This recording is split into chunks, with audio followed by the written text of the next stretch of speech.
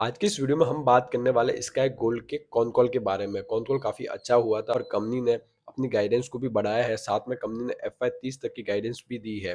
बात करूँ इनके रिजल्ट की, तो रिजल्ट के ऊपर मैंने एक वीडियो बना दिया, वो आप जाके देख सकते हैं। बात करूँ कंपनी के एफवाई 26 की गाइडेंस की, तो पहले उनकी गाइडेंस थी कि वो अपने रेवेन्यू को 5,400 करोड़ करेंगे, लेकिन उस गाइडेंस को बढ़ा के उन्होंने बोला कि हम लोग इस साल 6,100 करोड़ का रेवेन्यू करेंगे। इस रेवेन्यू को अचीव करने के लिए कंपनी को Q4 में करीबन 70% से ग्रो करना पड़ेगा। अगर कंपनी Q4 में भी 70% से ग्रो करती है, तो पूरे साल में आराम से 70% की ग्रोथ हो जाएगी। बात करूँ कंपनी के FY27 की, तो कंपनी के FY27 की पहले गाइडेंस थी कि हम लोग 7,600 करोड़ रेवेन्यू करेंगे।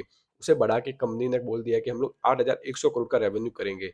बात करूँ कंपनी के EBITDA मार्जिन के बारे में, तो कंपनी बोल रही है कि उनका EBITDA मार्जिन 7 से 7.5% के बीच में रहेगा। पैट मार्जिन 4.25% के आसपास रहेगा। कंपनी ने अपनी 2030 तक की ग्रोथ के बारे में बताया है। कंपनी ने बोला है कि 2030 तक वो अपने रेवेन्यू को 18,000 से 19,000 करोड़ तक ले जाएंगे।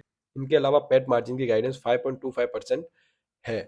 तो कंपनी की ग्रोथ करीबन 30% की कंपाउंडिंग ग्रोथ निकल के आती है। बहुत से लोगों को ये देख के लगेगा कि इनकी ग्रोथ तो कम हुई है। देखो, कोई भी कंपनी 50% से हर बार ग्रो नहीं कर सकती है। ये कंपनी पहले 100% से ग्रो करती थी, फिर 50% से ग्रो करने लगी। कोई भी कंपनी 100-50% से लॉन्ग टर्म में ग्रो नहीं कर सकती। 30% की ग्रोथ काफ़ी अच्छी है।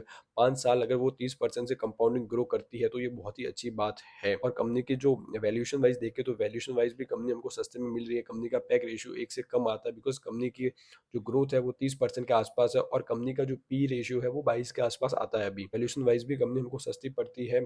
इसके अलावा कंपनी ने अपने वर्किंग कैपिटल के ऊपर बोला है कि वो लोग अपने वर्किंग कैपिटल को भी 2030 तक काफ़ी सही कर देंगे। अभी इनका वर्किंग कैपिटल 90 दिन का है, जिसे ये घटा के 60 दिन करने वाले हैं। बात करूँ ओवरऑल कॉनकॉल की, तो कॉनकॉल काफ़ी अच्छा है। कंपनी ने अपने फ्यूचर ग्रोथ के बारे में बताया है, और कंपनी अपने को वैल्यूएशन वाइज भी काफ़ी सस्ती मिल रही है।